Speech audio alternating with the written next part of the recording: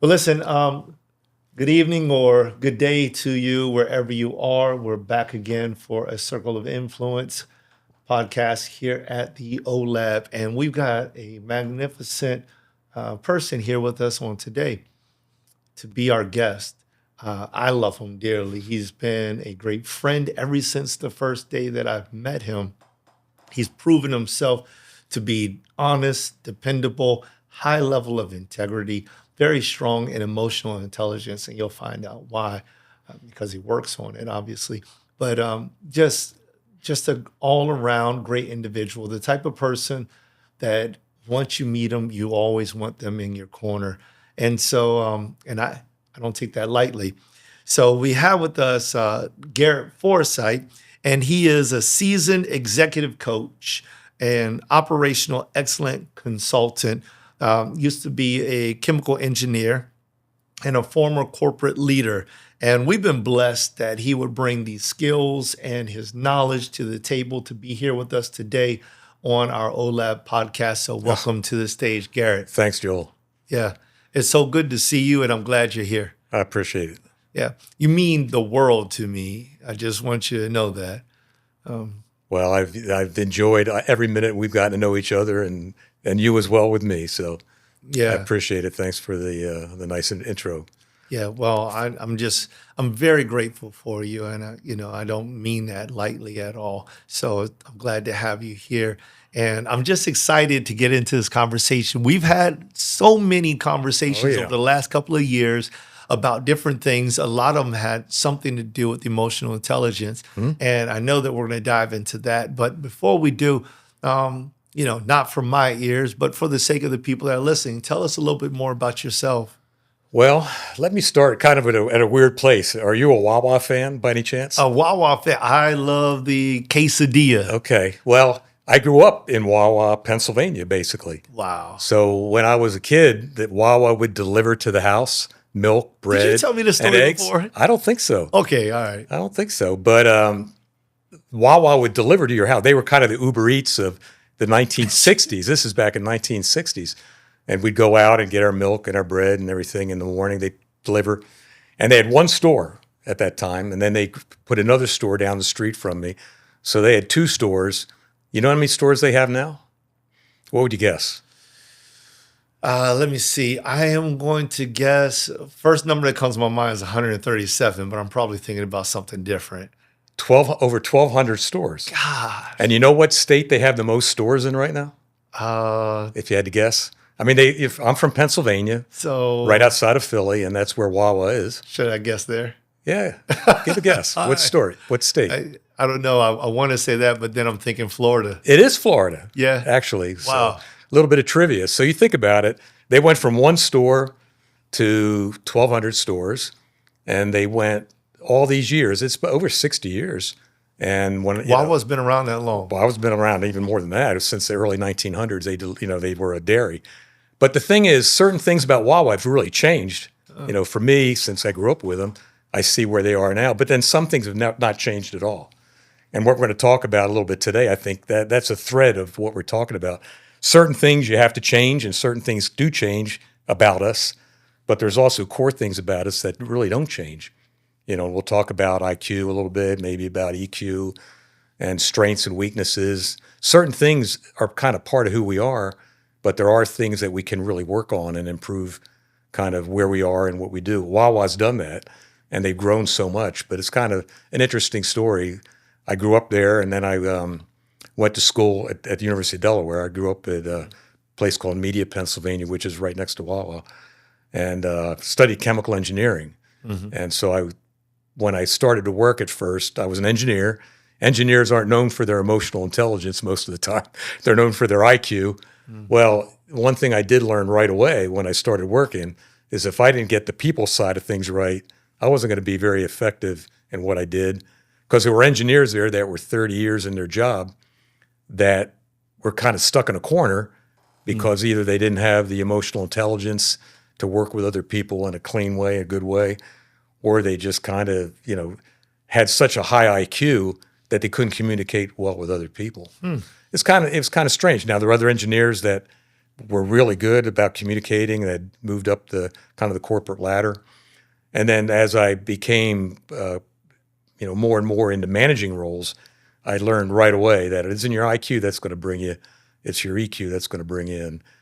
That's where I started kind of studying this. And in an early part of my career, I began reading books and learning about what does this really mean. And ultimately, after I retired, I did executive coaching. I still do some executive coaching. And that's kind of what my first love is to help others, mid-career engineers, mid-career professionals, kind of grow in their capabilities and their kind of growth, their personal growth. What year was that exactly? Roundabout that you decided to dive into EQ? Well, I graduated college in 1979. It seems like a long time ago, but I started working at one company. And that's my birth year. There you go. So I graduated when you were born. The first job that I had was with a company called Procter and Gamble, which everybody knows. Oh my gosh! And I didn't like the job. It did, I didn't. It just didn't fit me. This is a place where we'll talk strengths and weaknesses and things that you're kind of attuned to do, and it didn't fit who I was. So, a lot of us in our careers have gotten to that place where you're in a job that just doesn't fit right. And you kind of got to decide, do you keep at it or do you leave? And I left and I started working for DuPont right down the road, living in Memphis, Tennessee. And my first job was an engineer, so I could kind of do my own thing. It wasn't really critical, those skills that I needed a little later on when I got my first job in managing people. And I was running a big laboratory. That was my first job of leading people. And the people in that lab had all different personalities, all different problems, issues. And boy, that was an eye-opener because I had 20 people reporting to me suddenly. And I'm this young engineer learning how to manage and learning how to lead. And I learned that managing's one thing, leading's another. There's all kinds of differentials in the skills you need to be a good manager and ones you need to be a good leader. So right away, I was kind of thrown in the fire. And some things I learned well, some things I made mistakes. And you learn by your mistakes, of course, but I had to kind of learn on the fly. And at that point in time, I actually was in a place in our church where we were learning about personalities. And I suddenly had these aha moments where I realized we're all not built the same. I kind of knew that. We all know that. But what was some frameworks that you could use to understand people? And so I learned some of the personality frameworks then that I've carried with me from the 1980s up until now. Yeah, there's a lot of good stuff in there.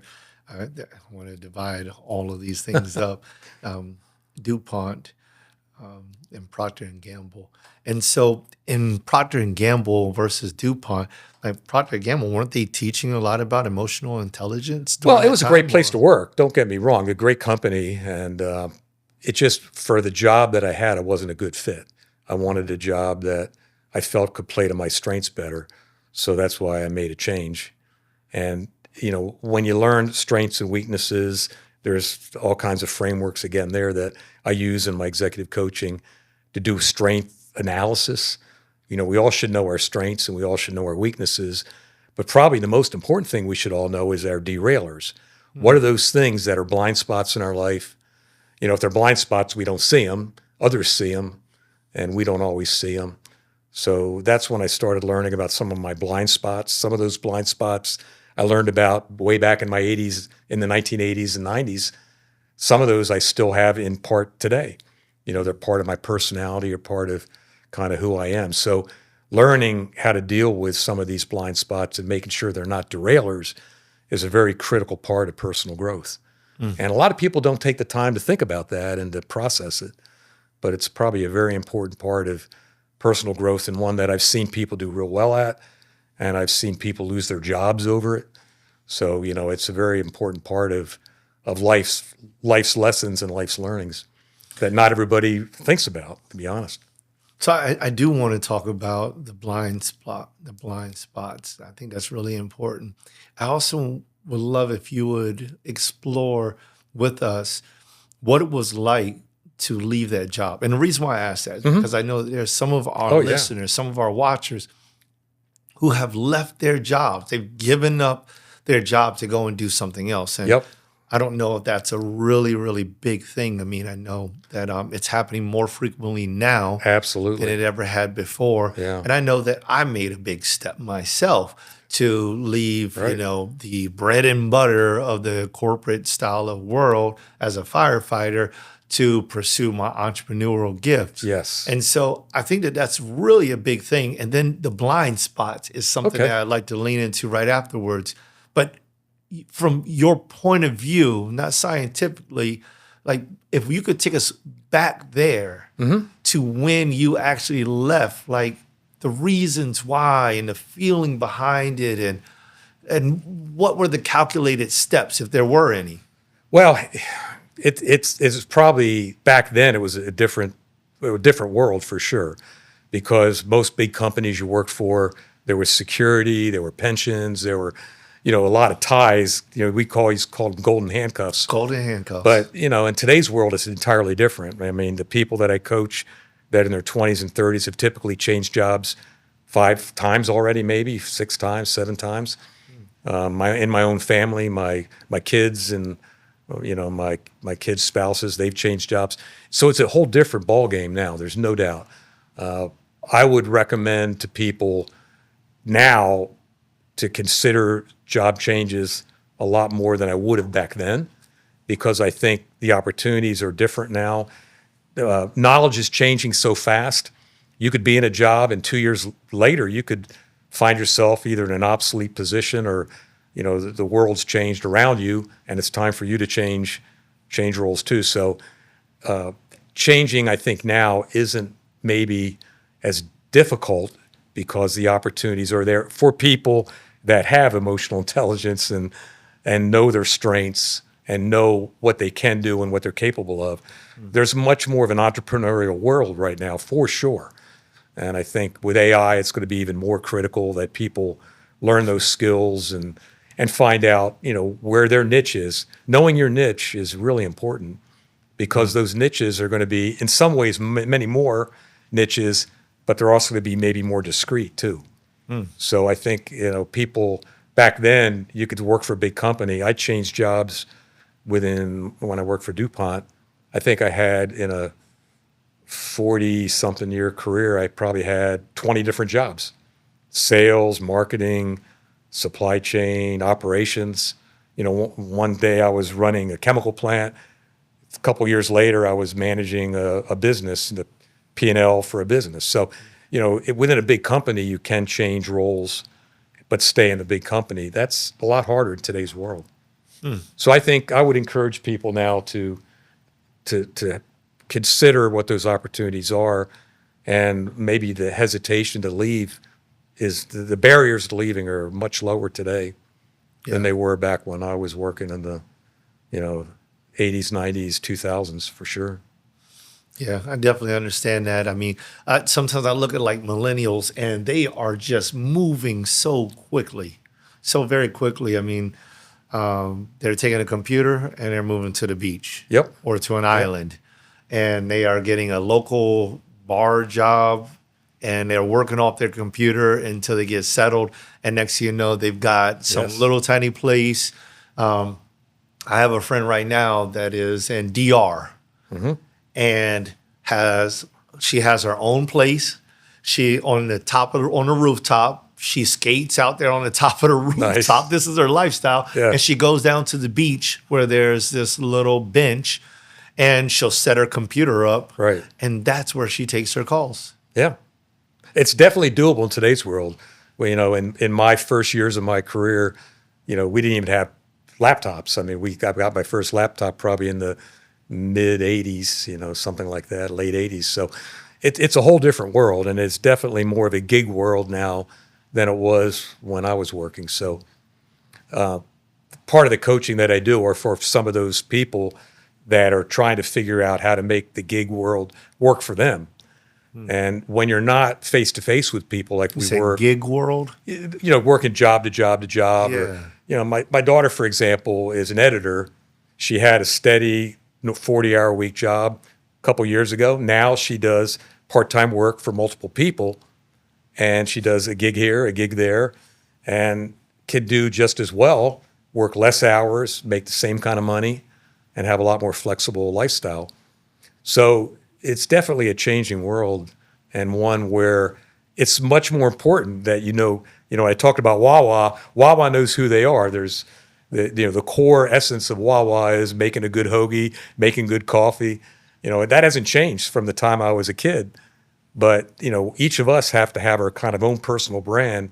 We have to know our personality. We have to know our strengths, our weaknesses. We have to know what EQ means, and develop those emotional intelligent skills that are developable. Because your IQ doesn't change much, but that everything else pretty much does. Your personality changes a little, but your emotional intelligence can grow. Your strengths can grow. So you have to understand kind of where your capabilities lie with what your desires and your heart's telling you to do. Sometimes people say chase what you love. Well, if you can make money chasing what you love, that's a good thing. But sometimes you have to develop skills that you don't have now to be able to do the kind of things that you might want to love to do. I'd love to be a professional soccer player. I wasn't going to have anywhere near the skills to be able to do it. But I played soccer and had fun, but I was never going to be a professional player. One of the guys the guy that scored the goal last night for the U.S., Trusty, or I think it's Trusty, yeah, he went to my high school in Media, Pennsylvania. He scored a goal in the U.S. for the World Cup yesterday. He had a whole different trajectory because he had soccer skills that I didn't have, so I had to develop other skills and develop other things. So each of us has to know what we're strong at and what skills we have and can develop and ultimately make a living out of it.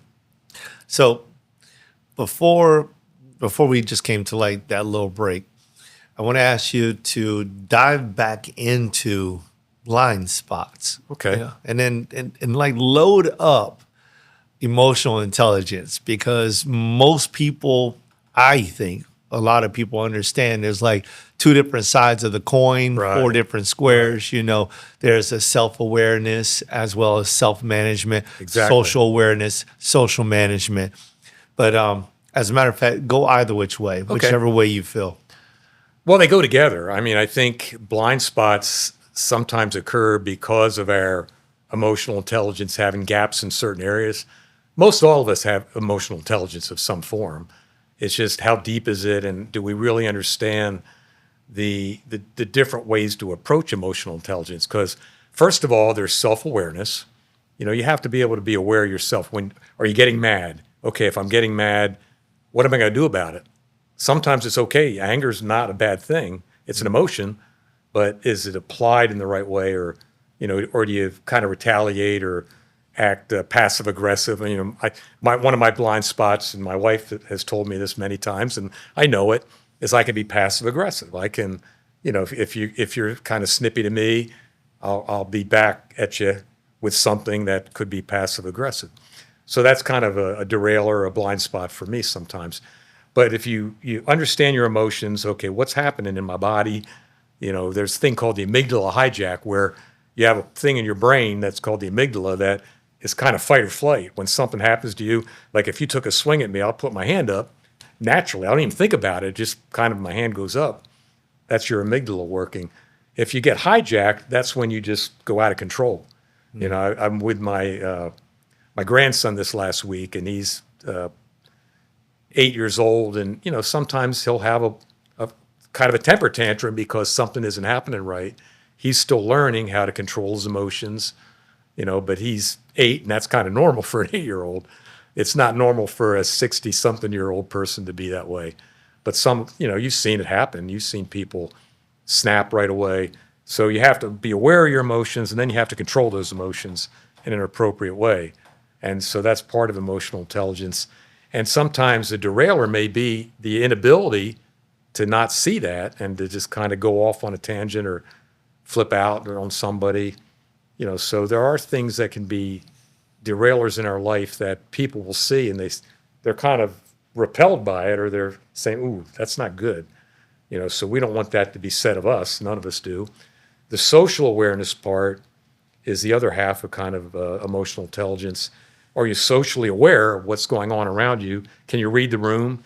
There's people that can walk into a room and they can read the room and they know what's going on right away. There's others that kind of can be clueless. Have you ever been that person who dominates a conversation and doesn't realize they're even doing it? They're kind of clueless in a social setting, kind of awkward. And some people might not want to talk at all, but that's not necessarily a social and emotional intelligence issue. That may be more of a personality issue. And we'll talk about that maybe a little bit tonight too. But, the thing about emotional intelligence is it's something that can be learned. There's a couple really good resources. There's Daniel Goleman has some resources, and Travis Bradbury has some resources that are very good. Emotional Intelligence 2.0 is a book that I use in my coaching. There's an assessment test in the back. Assessment tools are really good because they kind of open your eyes to things that you may not be aware of. Yeah. So I think, the concept of a derailer and strengths and weaknesses go hand in hand with emotional intelligence. Mm-hmm. So you can develop both of those. The good thing about that is, let's say in strength, you have a strength in an area. On a 1 to 10, you might be a 5 at something. You can improve that to maybe a 6 or a 7 or an 8 out of 10. But let's say you're at a 2. Even if you work hard at something, you might go from a 2 to a 5. And a 5 is a weak area maybe that you're just never going to be really good at. So to know your strengths and to know your weaknesses means if you have a weak area, you got to ask yourself, is it critical that I'm good at this? If it's not, you don't worry about it. So building on strengths is way more important to me than worrying about all your weaknesses. And I think one of the things I learned in the corporate world is we'd have performance reviews, and the boss would talk all about your weaknesses of what you need to get better at. That's changed a lot. The HR experts of today work on strengths. And if you have a weakness, you need to know what it is, but you don't necessarily need to work on it that much. I don't know if that makes sense, but if you're strong at something, let's say you're an 8 at something and you can be a 10, you ought to work on that. That's because people pay for 9s and 10s. They may not pay for 6, 7, and 8s. But if you can really be an expert or strong in a couple key areas, that can make a career. I've seen that happen a lot of times. So weaknesses aren't all bad. If it's a derailer, yeah, that could be a problem because then you're getting off the track. A derailer means your train's running down the track and it's gotten knocked off the track. And I've seen people derail their careers. But strengths are something really that you should be focusing on. And in the coaching that I do, that's kind of the key aha that a lot of people have is work on your strengths, know your weaknesses, and really make sure you don't have any key derailers. That's kind of the one sentence summary of what strengths and weaknesses really mean. Yeah, so I think that's good. That's real good. I know that as being, being a CEO of my own company, one of the things that I ended up learning, I did what so many Americans have done in the last 6 years. I hired people all over the place. So, I've got a team in the Philippines, a team in Pakistan, I have a team locally. So I've got all this help. Right.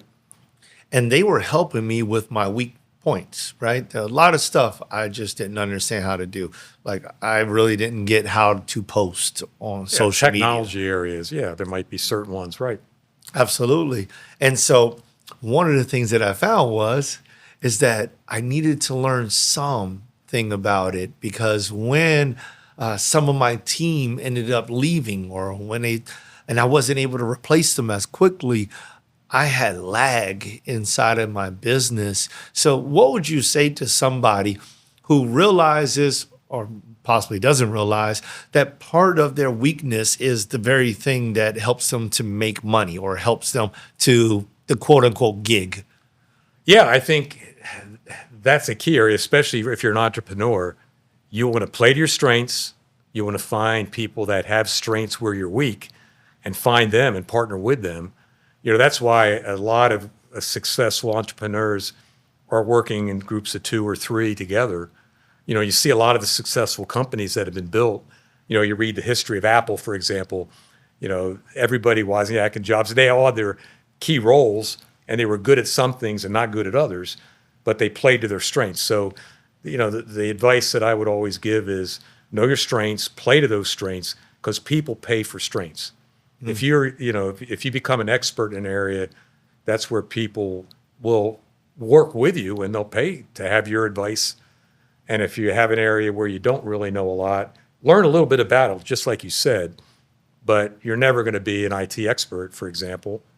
There are plenty of people that are IT experts. Then find them, partner with them, treat them right, pay them well, find the people that can fill those skill gaps that you have.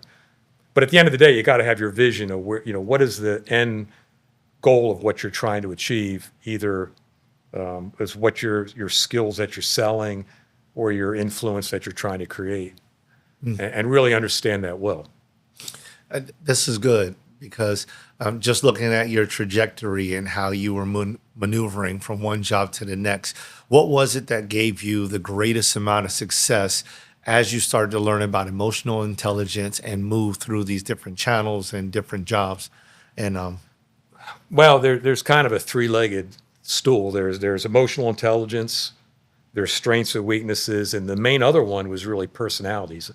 You need to understand when you're working with other people, their personality. Some people, and there's all kinds of personality models. There's DISC, there's Enneagram, there's Myers-Briggs. They're all good models, and they all have the strengths and weaknesses of each of the models. Models are good, but they're not perfect. So you need to understand, about people's personalities. And that, again, that's an area you can study. Each of us is wired differently. Some of us are extroverted. Some of us are very introverted. Some of us have, in the DISC model, there's a D, which is kind of the driver, that's my way or the highway. Their motto is do it my way. There's the inspirational influencer kind. They want to have fun. Their motto is kind of do it the fun way. They're the ones that get to know everybody. They want to make life fun, basically. If their work is fun, then they'll do a good job. There's the steady people that probably over half the population falls into this personality area of steadiness. They don't like a lot of change. They are very reliable. They're very dependable. They're great friends.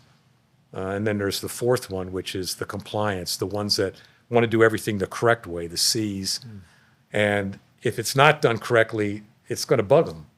If they see someone else kind of doing something not right, not following the procedures the right way, they're going to call it out. So when you learn that people have all these different personalities and you learn to relate with them in the proper way, it makes your life a lot easier. When I started to discover that, this was back in the 1980s, when I first had my first supervisory job, I realized everybody's wired differently. In some ways, you got to treat everybody the same fairly, consistently, but you got to treat everybody differently at the same time. And you got to understand the way they see life, the way they see problems. And once you kind of adjust to that, life gets a lot easier, especially if you're leading other people, because you can understand what drives them and you can kind of feed that and try to work in a way that's comfortable for them. And that requires a lot of adjustment and a lot of learning, and still learning it today after 40 years and 50 years of doing this. Yeah, you're amazing that you put so much time and effort and energy into this. So I'm picking up on the leadership role. Yeah. And so there's a ton of leaders that are watching this right now. What would be the most advantageous thing that they could do to help lead the group of people that are following them? Well, again, as someone who has an high IQ, they need to realize that that isn't enough. There's been studies done that people with average IQs perform better than people with higher IQs, especially when they have the social skills, the emotional intelligence skills, and can manage themselves and then manage a group. I think from a leadership standpoint, that's a whole, you could spend hours talking through what are the skills that a leader needs. Can you name three? Just based off of EQ. I think, first of all, it's communication. A good leader has to be able to communicate clearly. Everybody's looking, what's in it for me?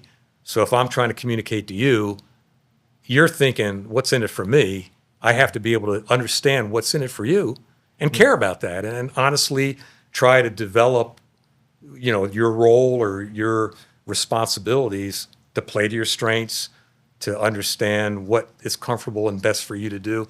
Because if I make you miserable and you're just, doing your job, what kind of a leader am I? So I think that's one, communication. I think another key one is setting the vision properly. What's the big goal we're trying to achieve? What's the area that you can get behind, I can get behind, we can agree on, that we're both realizing. The companies that have the big visions of what they're trying to achieve, especially nonprofits. I mean, if you're in a nonprofit and you have a very clear goal of what you're trying to achieve, everybody can get around that, and your leadership becomes more acceptable, and people will follow. A good leader isn't a good leader unless someone's following them. Otherwise, a good leader is just taking a walk.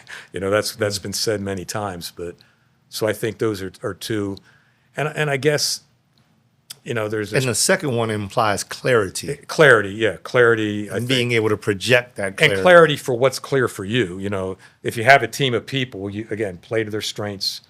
But at the end of the day, I think having the emotional intelligence again to control yourself. I've had bosses that went off the handle.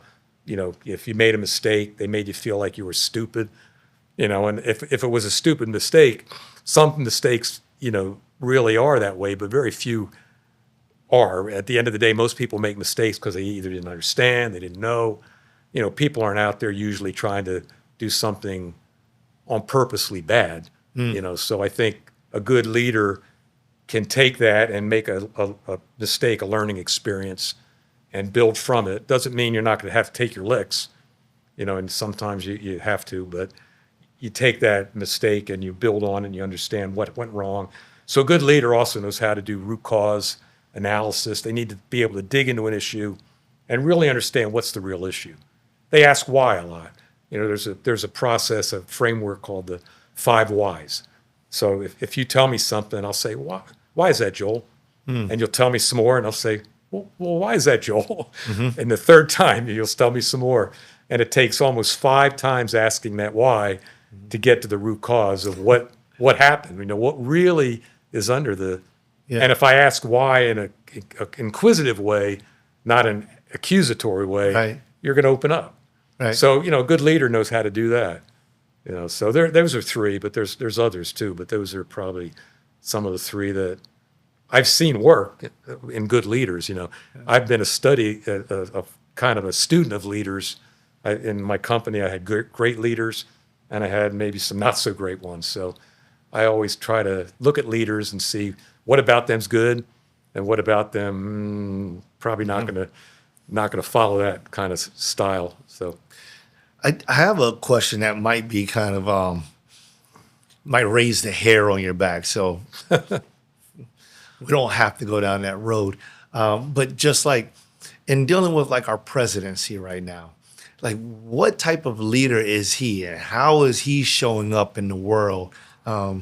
Not from a judgmental Yeah, no, I know that's a tough one. And I know every leader that we've had as president since I can remember probably back to Nixon, when Nixon got impeached and that whole mess.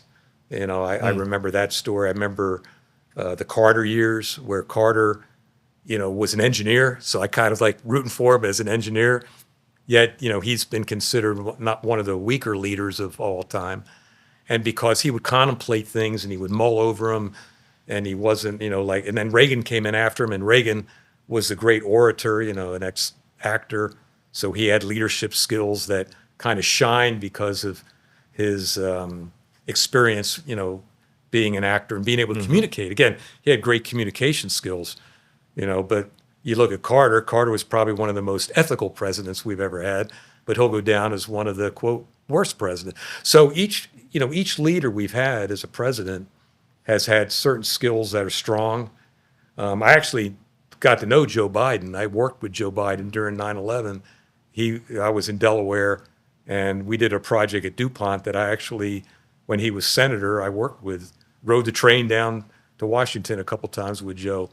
So I got, and I saw strengths and I saw weaknesses even back then, because I grew up in Philadelphia, Delaware area, and Biden was a very big name in government back then. And I did that's a whole story for another day. But after 9/11, there was a project that was DuPont was making a certain chemical that we had to work directly with the government on, and got to work with some of the senators on that project. That was kind of an interesting time. So I saw some senators that were good leaders and some that probably were not. So, and then you look at what Trump's doing, there's certain aspects of his leadership that probably are unique, and there's certain parts that you look at and you say, why are you doing it this way, or what are you thinking? So every president that we've had has certain areas that are their leadership that kind of shine or are good, and some that are not good. So it's kind of interesting for me to, as a student of leadership, to kind of pick apart what's each president's good at and what each one's not good at. And quite honestly, they're all humans, so they've all made a lot of mistakes and they've all done things. Yeah. So it's kind of hard to judge, but there's things in each one's I'd say, boy, if I was there, I'd have done it differently, but maybe not, because you're in that role and who knows what you would have done. Yeah. They're there for a reason. Yeah. Just, I don't know if you've done this, but kind of like a little rapid fire in the disc. Yes. So there's a DISC. So for our presidents, Yeah. I want to rattle off a name, and I just want you to just name if they're a D, if they're I, if they're S, if they're C. That's a tough one. I'll try. Okay, all right. How about Obama? Obama probably had some I in him, because I is the inspirational. I think he got strong and rose quickly because of that. I think he's and he treated people. You see him talking to the Secret Service guys and being friendly. Eyes are friendly. They want to connect to people. So I would say probably Obama had a lot of I in him. But again, none of us are perfectly one or the other. We're not a D driver. We're not an I inspirational. We're not a S steady, or we're not a C compliant fully. Most people have 2 and 3. Some people are 3. Like I'm a DIS. I'm an engineer, but I don't have a lot of C in me, which was why I was only an engineer for a few years, and then I got into leadership management, because I wasn't a great engineer, and I knew that. So that's why I moved into sales and marketing and other roles, because I didn't have a lot of C in me. It's like, how can you be an engineer with not a lot of C? But that was kind of the way it worked. So I'd say Obama, a lot of I in him. A lot of I in Obama. Yeah. What about Trump? Oh, Trump is a D for sure. Yeah. I mean, the Ds are a smallest part of the population, but a D is a driver who kind of, it's my way or the highway, so I think Trump has an awful lot of D in him for sure. How about Joe Biden? Oh gosh, that's a tough one. Biden he had some I in him, because Biden, remember, he was a Democrat leader, and early Delaware was a Republican state, and he was a Democrat leader in a Republican state. So he was a lot more middle, more the middle of the road Democrat. I would say he had some I in him too, for sure. Not a lot of C, probably not a lot of S in him, but probably more of an I as well, like Obama. Yeah, I could be wrong. Again, this is just my opinions. Yeah, that's all we're talking about. Reagan was probably again, he had a lot of I in him as well. He's very inspirational, but he was a lot of a D too. He had some hidden D in him. Again, C's are the ones that want it done exactly right. So Carter was definitely a high C. I mean, think about it. He was a nuclear engineer. And to be a nuclear engineer, you got to do things very precisely. And C's are very precise, competent, very clear. They're the ones that are going to have a desk that's very neat and organized. I'm more of an 80-20 person, which is more of a D. My wife's a very strong C. She's a CD. She's very organized. Together, it's good, because where I'm unorganized, she's very organized. And, my family's 4, and we have one of each of the personalities. My daughter's a very strong I, and my son's a very strong S. So we kind of have all 4. And that can cause conflict in a family. So we used to learn about it, joke about it, talk about it all the time, that each of our personalities was coming from a whole different part of the box. That's interesting. Yeah. So I started to think about like the last few presidents, Trump, Biden, Obama, and I started thinking about it, and it's like IDID. right? So, Yeah. what do you think the next president will be according to the DISC algorithm? If there was a If DISC there, yeah, I don't know. That's algorithm, a good. it's like I don't know. I just started to think about that. I was like, oh, ID. Who knows? I mean, it's really when there's unknowns and like for example, if inflation grows and there's uncertainty, people are going to want more certainty. So it could be likely that a more of a C president could come in. Someone who's more the compliant, controlled, organized. It could be. It's very possible. But who knows? It's just it depends where things are in today's world. I think it's becoming a more of a volatile world where we just can't. They call it a VUCA, volatile, uncertain, you know, confusing or whatever. There's a world that no one can predict, and things are changing at such a fast pace that it's hard to even envision what's going to be like 2 years from now, especially with AI and with some of the things that are happening at a very fast pace. Do you feel like we're in like this type of volatile, unpredictable world right now? I do. I think things are changing at such a fast rate right now that you look at the war in the Ukrainian war. Drones are now a whole new change agent that's happening. Yeah, that's crazy. Who would have ever predicted that? So the prediction of life and the change cycles are a lot faster than they were when I was growing up in the 60s and the 70s. It's kind of we had to go duck between our desks because we were worried about the Cold War. We in our classrooms we had to take drills where we climbed under our desk like a nuclear bomb's going to drop, and being under your desk is going to save you. But it was a whole different world back then than it is now. Yeah, I know. That's for sure. I know that in like the fire department, one of the things that we always teach, if there's ever some type of terrorism or something like that is, run, hide, fight, right? And when you think about like the drones nowadays, when you just like diving into the AI, completely going down a different route. But when you think about that, I think about now the drones are carrying artillery. Mm-hmm. They're able to go in and clear a room before the military goes into it. Yeah, it's crazy. Right? Then they also have miniature C4, like little piece of C4 on top of bugs, beetles. Yeah. Right? And they're controlling beetles. It's crazy. And they're able to take a beetle into a room underneath the door and they're able to explode that. Yeah. What happens when something like that begins to hit like homeland? It's just so, yeah. I mean, you think, okay, here's life today. What about our kids and our grandkids? What are they going to have to face?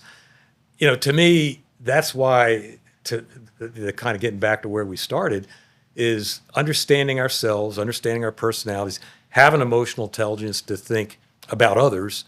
When you think about the social knowledge that you need to have and to be emotionally stable in social environments and relationship management, a lot of people don't care about that kind of stuff. It's what's in it for me. I'm going to get what I can out of life. A more mature society cares about others, cares about the unfortunate people that are in need. We're kind of going to a whole new place in the world, and sometimes it's bothersome to see. So one person at a time, knowing who they are, knowing who they're around, understanding, caring. Those social skills are just so important, and we've kind of sped by them in a lot of ways. IQ is what people used to talk about all the time. IQ, like I said, is probably the least important determinant of success there is, which is kind of crazy. You would think, okay, people with high IQ are automatically going to be successful. Not the case. It's building those other soft skills that's really going to make you effective in your life as well as successful in your life. And do you think that that'll have an effect on how the world is kind of turning towards AI and the use of AI and the use of robots? Yeah, it's hard to know. I mean, the soft skills even become that much more important, I think. Yeah. Because the AI skills are going to take away some of those IQ skills in a way. The people with the high IQ, some of that knowledge now AI can match and can configure and do the analysis. For example, It used to be I would spend in my old job in the 80s and 90s days building an Excel spreadsheet and then days analyzing that Excel spreadsheet. I can download now into Claude or Gemini or ChatGPT, not so much ChatGPT, but Claude or Gemini. I can download that Excel spreadsheet and ask it to do an analysis and pops right back within a minute. That used to take, in the old days, a day, to do that analysis. I've learned, statistically how to do models and things. Now AI does it within a matter of seconds. I would spend literally hours doing statistical analyses on things.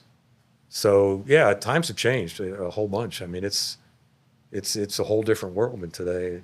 So those soft skills, knowing personalities, knowing strengths, knowing EQ skills, knowing communication skills, they're going to be even more important to succeed. Yeah, I feel like you're absolutely right. I feel like having a higher level of EQ is even more important right now I would agree. because it just feels like everyone is turning towards AI systems, and they're not. I'm not even talking about a high level of AI systems. I mean, you're starting to talk about developing spreadsheets, and Yeah. then there's also AI agents, Yep. and then there's codes, and utilizing Python, where you used to have to go through all these different classes to understand Python and the whole coding system, and now you just have to know how to do a prompt Right. into one of these systems, whether Yep. it's Chat or Claude or Gemini. And so I feel like emotional intelligence is quite frankly on the rise, and people are going to want to meet in public areas, and they're going to want to touch hands Yeah. and hug and be a part of a community. Yeah, because even I know when I had my first work from home job back in probably this would have been in the early 2000s. That was unusual back then. And it was weird because I wasn't going into work every day. I was working out of an office at home. Nowadays, that's normal. I mean, back then it was kind of a rare, one out of probably 50 people were doing that back at the company back then. Now it's way more than that. So that social interaction, a lot of people aren't building those skills now. I've seen people in their 20s, and I have either family members or friends of family members that really haven't fully developed all those social skills that we would have developed, kind of growing up, playing outside all the time, not sitting in front of a Game Boy or a Nintendo game or something. We were out playing in the dirt and the mud with a bunch of other people, having fights because we didn't agree, learning how to make up and, resolve conflict. Again, conflict resolution, that's another soft skill. So a lot of those skills people don't have the opportunities as kids to learn like they used to. It's kind of a sad, story sometimes. Yeah. I really appreciate this conversation, Garrett. I really appreciate the deep dive into emotional intelligence and also all that you shared. How can people get in contact with you? How can they learn more about emotional intelligence? Do you work with young people? I do, and they can contact the OLab. They can contact you, and I have I don't have I have a LinkedIn presence, but I don't have many other social media kind of contacts. What I'm doing right now, so I'd say contact the OLab, and then if they want to learn about what is some of the kind of tools that they can use. And a lot of these tools are there, and AI's help that. A lot of the people that I've coached are using some of the AI tools to continue their self-development. And you can do an awful lot with AI on your own, but that interaction with another person is really critical. I think you could do some of the basics and learn AI or learn EQ skills. Even some of the IQ knowledge. What do you do with IQ? Some of the strengths and weaknesses skills from self-study. But it's always important, I think, to have someone to interact with, whether it's in a group setting or a one-on-one setting. So always be glad to contact with anybody that would want to talk. As we get ready to close out, one other question came to my mind. If you have a moment, I'd like to give this to you. There's a lot of people right now that are turning to ChatGPT or Claude Mm-hmm. for for mental coaching, for therapy, for counseling. And what do you think about that? What's Hmm. your stance on this? Artificial intelligence being able to deliver an actual diagnosis or guide somebody. Yeah, I think it could be dangerous, obviously, because when you talk about mental health, a good coach, an executive coach, they don't do that. That's kind of out of their realm. It really takes professionals to do that kind of a thing. So I would warn people not to kind of depend on AI or some of the tools for that kind of thing. If you want to learn about things, sure, why not? I mean, that's always a good thing. But when it comes to mental health, to me, one-on-one with a professional, face-to-face, is kind of the only way. Mm. I've seen, I could tell many a story of people that have had mental health issues, and it hasn't gone well. And because they weren't interacting, they weren't seeking out that help. So yeah, I think that could be a dangerous way to go with AI personally. Mm. And I Yeah. think it takes people, it takes that one-on-one interaction with someone who's professionally trained if you really want to deal with those kind of issues. I mean, what's your thinking around that? Are you thinking the same way, or what's your thoughts around mental Oh, health? yeah, no, absolutely. And I think that that's part of the process also. It's like getting out of that box, out of that bubble. The more people stay inside that bubble, the more they stay in, just with this conversation between that computer and them. And Yeah, the thing about it is like, is AI searches out all information across the internet. So there's a ton of junk on the internet as well. So when people are getting this information, they're not just getting high level, therapeutic stuff. They're also getting very, very low level, grunge level stuff. And AI is just like spitting it all out. And so if you don't know how to prompt it right, right. who knows what you're getting? You could be getting Yep, something that is not good for you at all. yep. And I think that there's a case in point where somebody was thinking about suicide, and they asked their AI, and AI told them not to tell anybody, and gave them some direction. That's not a good thing Yeah, right there. That's a signal to us as people that if they even allude to it, I don't care how much information they've they said need prior help. to Yeah, they that, need help. that we alert the masses, Yep, right? I mean, yep. now I learned that as a fireman. I learned that as my mother and what she does. I learned that as an individual, All right. but a lot of people don't know that. So when a person goes to AI who taught them so many other things, it becomes very believable that they don't need to go and seek somebody else, that they are fine just in that little Yeah, I'm all environment. for face to face. I think that's critical. So, and it's same with coaching. I think we all need to be coached in some way. Mm. So whether you do it with through friends, whether you want to hire somebody or not hire somebody, that's not the issue. The issue is who's coaching you, where are you getting your mentoring from, where are you getting your teaching, when you're learning from, because they're all different things. So each of us, the goal that I always try to encourage anybody that I work with or talk to is you need to have your own self-development pathway.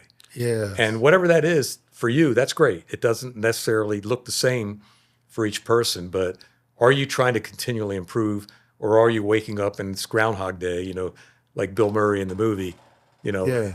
you don't want Groundhog Days. You want to be learning every day a new thing, a new skill, a new concept, a new approach, and so do you look at life that way is, I think, kind of the encouragement that I would give anybody. And, Yeah. I want to be a lifelong learner. I want to learn till I'm in my 80s and hopefully 90s and whatever. So, you never stop learning. Yeah. Yeah. That's That's good. for sure. That's good. Garrett, thank you very That's much. great. Great to be here, Definitely, Joel. I appreciate definitely it. appreciate it.